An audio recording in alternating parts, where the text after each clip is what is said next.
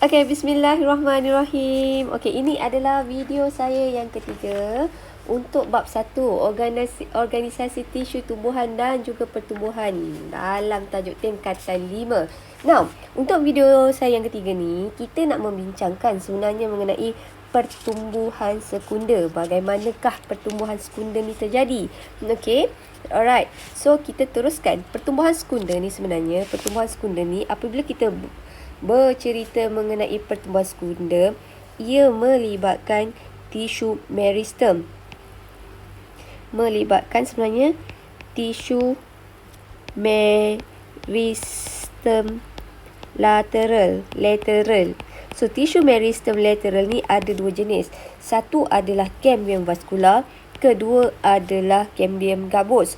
So, kita teruskan. Now, yang ini dalam buku teks awak tau. Sebelum kita teruskan proses pertumbuhan sekunder, kita nak tengok apakah kepentingan pertumbuhan sekunder. Now, kepentingan pertumbuhan sekunder dia adalah untuk melebar. Kalau melebar, maksudnya untuk menambahkan diameter atau ukur lilit nak bagi lebar.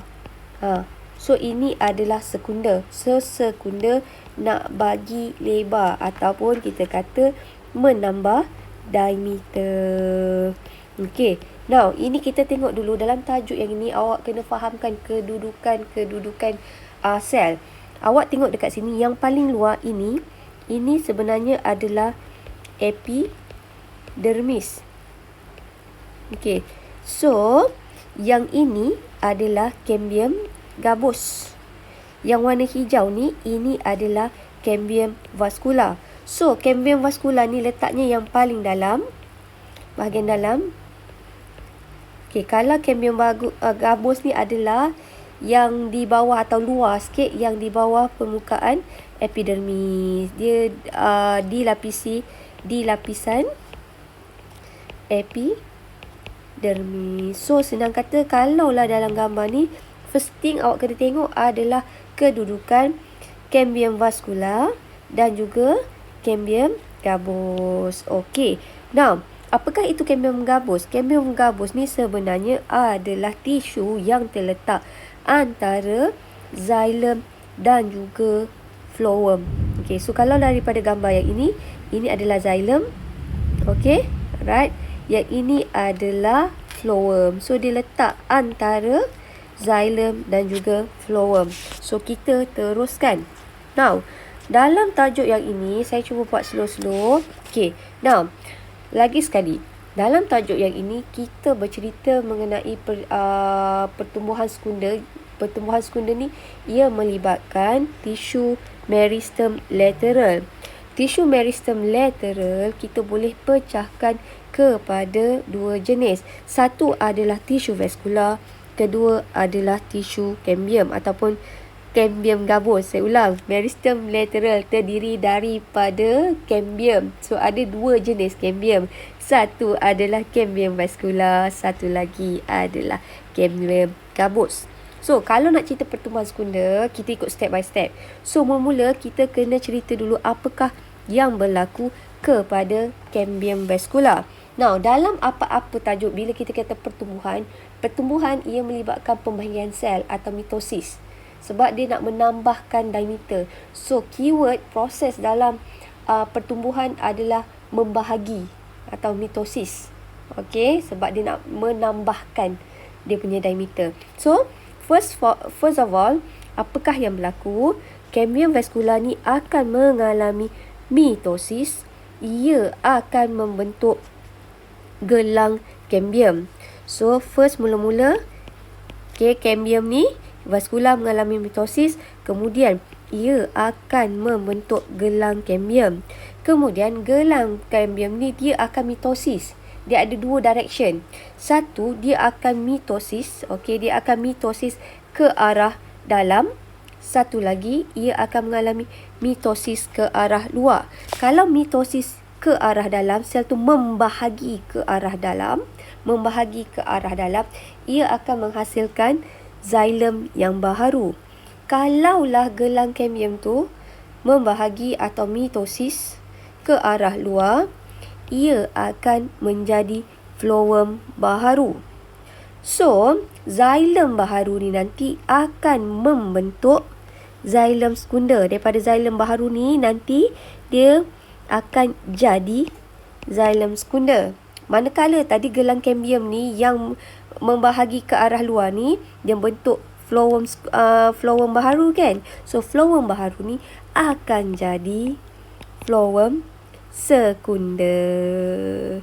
So, bila ada pertambahan sel, ada pertambahan sel, so dia akan menyebabkan diameter akan bertambah. So kesan pertumbuhan xylem sekunder ni, xylem sekunder ni nanti akan termampat. So apabila ia termampat, diameter batang akan bertambah. Kesan daripada diameter batang ni akan bertambah. Epidermis ni akan merekah. So sekarang bila epidermis ni merekah, kita bayangkan batang tu dah tak ada protection tau. Batang pokok ni tak ada protection. So apakah yang akan terjadi? Cambium gabus ni, pada masa sama, cambium gabus ni, kita nak nampak kat sini, cambium gabus ni akan menghasilkan sel gabus dan juga sel korteks. So saya ulang slow-slow. Bila lah xylem sekunder ni terhasil, xylem sekunder akan termampat. So diameter bertambah, dia akan menyebabkan epidermis merekah. Bila epidermis merekah, kita nak bayangkan batang pokok tu dah tak ada protection.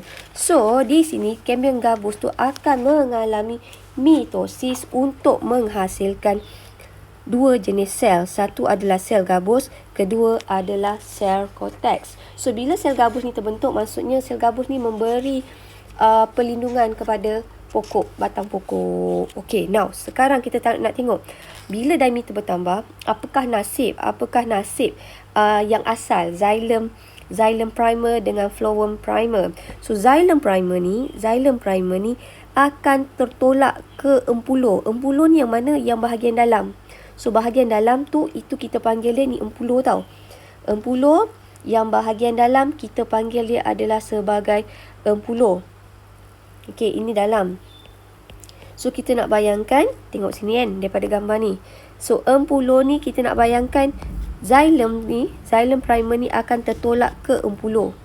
So sama juga dia akan termampat membentuk lapisan kayu yang kuat. Manakala phloem primer ni pula tertolak ke epidermis, keluar.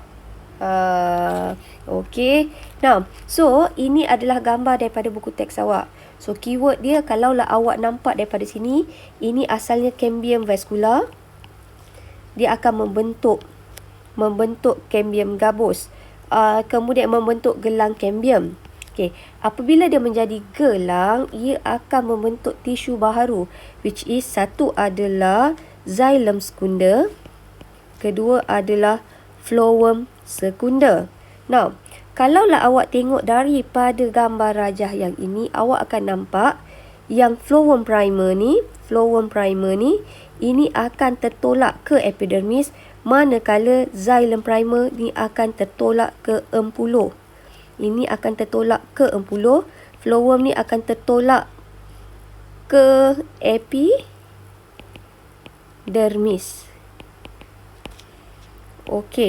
Now, bila dia tertolak, dia akan menambahkan diameter. Nampak tak? Epidermis ni merekah. Bila epidermis ni merekah, ia akan diganti gabus ni, cambium gabus ni akan menjadi sel gabus dan juga menjadi sel korteks. So cambium gabus ni akan membentuk gabus dan juga korteks. So bila lah dah ada gabus ni, sel gabus ni akan melindungi batang daripada serangan patogen dan juga serangan serangga dan juga patogen. So kesimpulannya, pertumbuhan sekunder akan menambah diameter batang pokok. So kita teruskan. Now, tadi kita dah tengok pertumbuhan sekunder yang berlaku pada batang. Sekarang kita tengok pertumbuhan sekunda yang berlaku di akar. So keyword dia pertumbuhan sekunda ni ia melibatkan meristem lateral. Meristem lateral kita boleh pecahkan kepada dua. Kita ada satu adalah cambium vascular dan satu lagi adalah cambium gabus. So ingat, kalaulah sekunda sahaja ia melibatkan sel meristem lateral. Bila dia melibatkan sel meristem lateral ni melibatkan sel cambium. So sel cambium ni ada dua jenis. Satu adalah cambium vascular, satu lagi adalah cambium gabus. Awak nampak saja perkataan vascular, of course ia akan melibatkan xylem dan juga phloem. Okey, now kita teruskan. Okey, now so dalam pertumbuhan sekunda akar, okey, now cambium vascular ni akan membentuk gelang cambium yang lengkap. Dia akan bentuk gelang cambium yang lengkap. So gelang cambium ni bila dia dah dalam bentuk gelang, gelang cambium ni nanti dia akan membahagi. First, satu dia akan membahagi ke arah dalam. Bila ia membahagi ke arah dalam, dia membentuk xylem baharu, which is xylem sekunda. Kedua, membahagi ke arah luar. Okey, gelang cambium yang membahagi ke arah luar ni, ia akan membentuk phloem sekunda. So, bilalah awak tengok kat sini, anything bila dia tambah xylem yang baharu, ia akan menyebabkan akar menjadi tebal. Aktiviti cambium, okey, ini bukan aktiviti cambium gabus ni saya rasa. Ini adalah aktiviti cambium vascular. Sekejap ya, saya tengok nota saya. Yes, very good. Ini typo ni. Ini adalah cambium vascular. So, bila dia, senang kata, bila dari tebal ni maksudnya diameter bertambah. So, cambium gabus ni sama juga akan mengalami mitosis atau pembahagian sel menjadi sel gabus. So, sel gabus ni sebenarnya take over kerja epidermis. Sebab bila diameter bertambah, ada epidermis akan merekah. Okey, so sel gabus ni berfungsi untuk memberi perlindungan daripada akar. So, sel gabus ni hasil daripada apa? Sel gabus ni hasil daripada proses pembahagian cambium gabus. So, kesimpulannya, kalau kita cerita mengenai pertumbuhan sekunda, ia melibatkan meristem lateral. Meristem lateral ni ada dua jenis. Okey, satu adalah cambium vascular, satu lagi adalah cambium gabus. Sebelum saya terlupa, proses pertumbuhan sekunda ni, ia biasanya berlaku pada tumbuhan. Kalaulah untuk buku awak yang baru, kita kenali sebagai eudicot. Eudicot ni kalau bahasa lama, ini adalah dicotyledon. So, kebanyakan dicotyledon akan mengalami pertumbuhan sekunda. Okey, now kalaulah awak tengok kat sini, tak banyak tumbuhan jenis monokot mengalami pertumbuhan sekunda. Now, pertumbuhan sekunda di tumbuhan monokot ni, dia berlaku ada pada setengah tumbuhan saja, which is adalah Dracæna species, aloe vera, dan juga agave. Yang ni saya tak tahu sebut, maafkan saya. Okey, alright, now kita teruskan. Now, kalau pertumbuhan sekunda dalam monocotyledon, keyword dia dalam pertumbuhan sekunda ni, ia berlaku kepada tumbuhan monokot yang mempunyai cambium. Kalaulah awak tengok pertumbuhan monokot mempunyai sel cambium, ia akan mengalami mitosis. Bila ia mengalami mitosis, ia akan membentuk berkas vaskular. So, keyword dia kat sini, jika tumbuhan monokot itu mempunyai sel cambium, ia boleh menjalani pertumbuhan sekunda. So, pertumbuhan sekunda berlaku kepada tumbuhan monokot yang ada sel cambium. Okey, right. So, kita teruskan.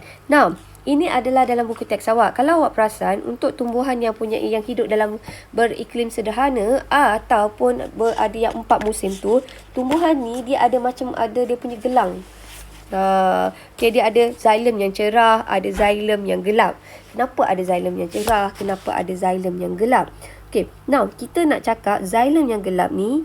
Okay, ini adalah dia, xylem ni dia tumbuh, dia terbina semasa musim panas. Kalau lain cerah ni, dia terbina pada musim bunga. So, senang kata sebenarnya pada musim bunga, pertumbuhan ni sebenarnya adalah paling tinggi. Kalau pada musim panas, pertumbuhannya adalah sedikit rendah. Bila pertumbuhannya adalah sedikit rendah, diameter dia adalah kecil. So, kalau awak perasan gelang yang gelap ni, ini diameter dia kecil. Kalau awak perasan yang cerah ni, ini diameternya adalah besar. So, yang berwarna cerah ni, diameter adalah besar. Bila dah besar, maksudnya disebabkan pertumbuhan tinggi. Kalaulah pada musim panas ni, awak nampak hitam dia kecil ni, ini kita kata diameternya adalah kecil. Alamak, kenapa pula masa musim panas pertumbuhannya adalah rendah sedangkan dia dapat cahaya matahari yang banyak?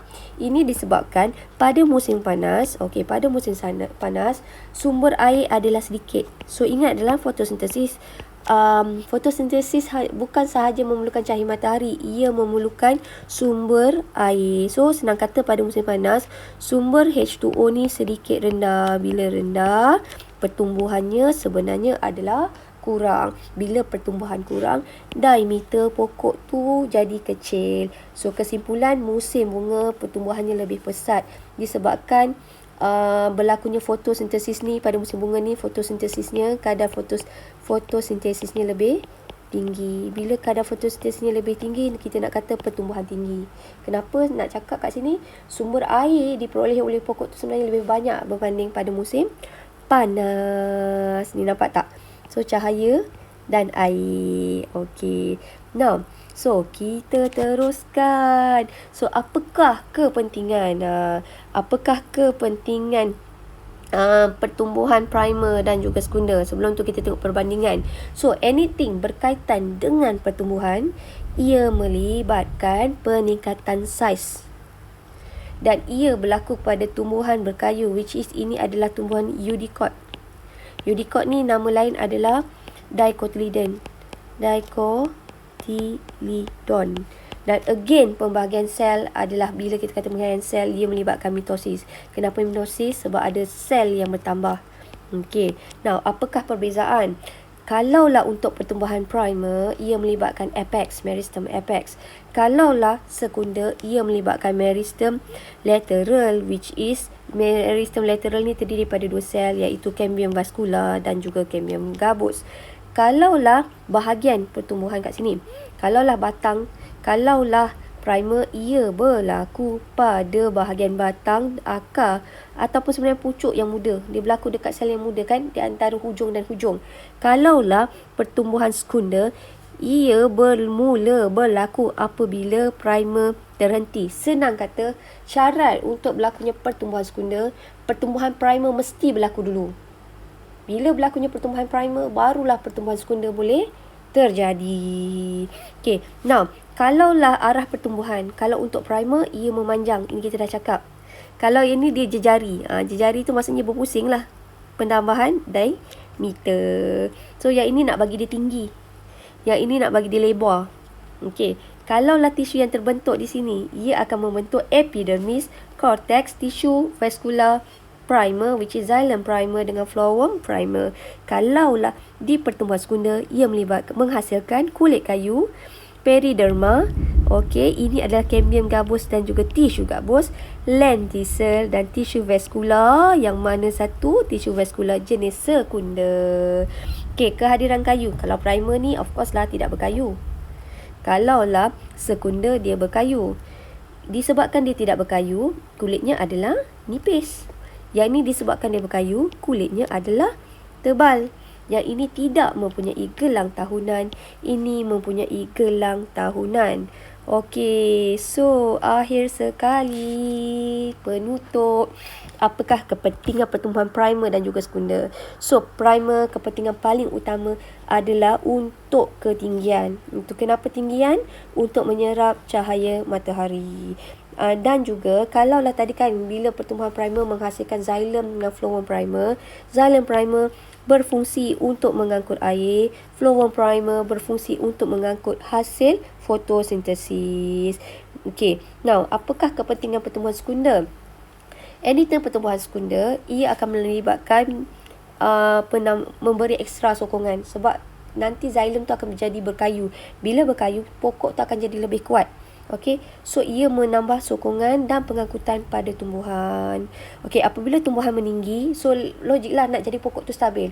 Pokok kalau pertumbuhan primer dia akan jadi lebih tinggi. So nak bagi pokok tu stabil, of course diameter kena bertambah. Kalau pokok tu tinggi, diameter tu tidak bertambah, dia tidak, orang kata pokok tu tak stabil. Sebab tu logiknya, pokok apabila dia tinggi, diameter kena bertambah, kena makin lebar. Sebab nak memberi sokongan kepada pokok tu. Dan awak nampak kat sini, okay, ini adalah kepentingan pertumbuhan sekunder. Pertumbuhan sekunder ni bagusnya dia ada banyak nilai dari segi ekonomi. Sebab kayu balak adalah salah satu contoh pertumbuhan primer. Tengok dia boleh menghasilkan perabot, rumah bot. Lepas tu primer ni adalah pokok-pokok buah-buahan. So boleh hasilkan buah. Dan juga minyak wangi ni kita boleh dapat ada extra, ada certain pokok. Okay. Alright. So biasanya dia adalah dia orang kata kepentingan pertumbuhan sekunder ni, selain dia memberi daripada ekonomi, sebenarnya pertumbuhan sekunder ni tempoh hayatnya adalah panjang. Ini adalah kepentingan pertumbuhan sekunder dari segi ekonomi dan juga orang kata dari segi survivalnya. Okey, so kita tengok kat sini latihan. Saya buat laju je. Okey, namakan 3 zon pertumbuhan sel. Okey, 3 zon pertumbuhan sel. Ini kalau kita kata zon, ia melibatkan pertumbuhan primer. So pertumbuhan zon pertumbuhan dia mula daripada ayat pertama adalah pembahagian, kemudian pemanjangan, kemudian adalah pembezaan. Okey. Now, rajah di bawah menunjukkan kerata rentas tumbuhan yang menjalani pertumbuhan sekunder. Labelkan xylem primer, phloem primer, xylem sekunder dan phloem sekunder. So, kalaulah daripada sini kita tengok yang paling dalam. Ini adalah xylem mana? Primer. Disebabkan ada xylem sekunder, xylem primer ni akan tertolak ke dalam. Manakala phloem primer, kalau xylem primer tertolak ke dalam, phloem primer akan tertolak keluar. So this one adalah phloem primer. So yang ini pula, this one, ini adalah xylem sekunder. Yang ini pula, ini adalah phloem sekunder. Yang ni so senang je lah. Okey. Now, huraikan pembentukan xylem sekunder dan juga phloem sekunder. Bila dia cerita huraikan, dia punya jawapannya yang tadi, yang ini. Yang macam mana yang saya cerita, jawapannya actually this one. Ni. Dia mula lagi sekali adalah daripada apabila Cambium vascular mengalami mitosis. Jawapannya adalah this one. Cambium vascular mengalami mitosis. Apabila mitosis tu berlaku ke arah dalam, ia membentuk xylem baharu. Xylem baharu ni nanti akan jadi xylem sekunder.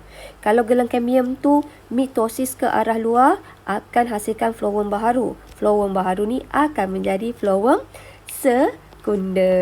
Okey, so kita teruskan soalan terakhir. Now, soalan terakhir latihan adalah, okey, mengapakah pertumbuhan sekunder penting kepada pertumbuhan sekunder ni penting kepada tumbuhan? Okey, jawapan dia ada banyak ni sebenarnya. So, kepentingan pertama adalah menambah diameter. So, jawapan yang paling utama sekali kat sini, kepentingannya ia boleh menambah diameter. Okey. Ini tambah diameter.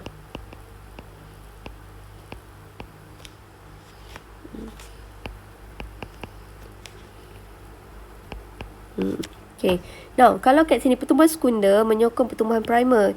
Dengan pengetahuan biologi anda, sokong penyataan di atas. So, macam mana awak nak sokong penyataan di atas? Adalah pertumbuhan primer, tumbuhan berkayu diikuti dengan pertumbuhan sekunder. Kenapa? Sebab ia boleh menambahkan ukur lilit. Semakin meningkat pertumbuhan, semakin bertambah tisu vaskular dan juga tisu gabus. So, senang kata sini menambah diameter, yang ini untuk memberi sokongan. Kalau dia kata yang ini, pertumbuhan sekunder menyokong pertumbuhan primer, jawapannya adalah di sini. Mana tadi? Jap, berfungsi. Ini adalah, kita boleh bagi, ini adalah jawapan untuk nombor 4.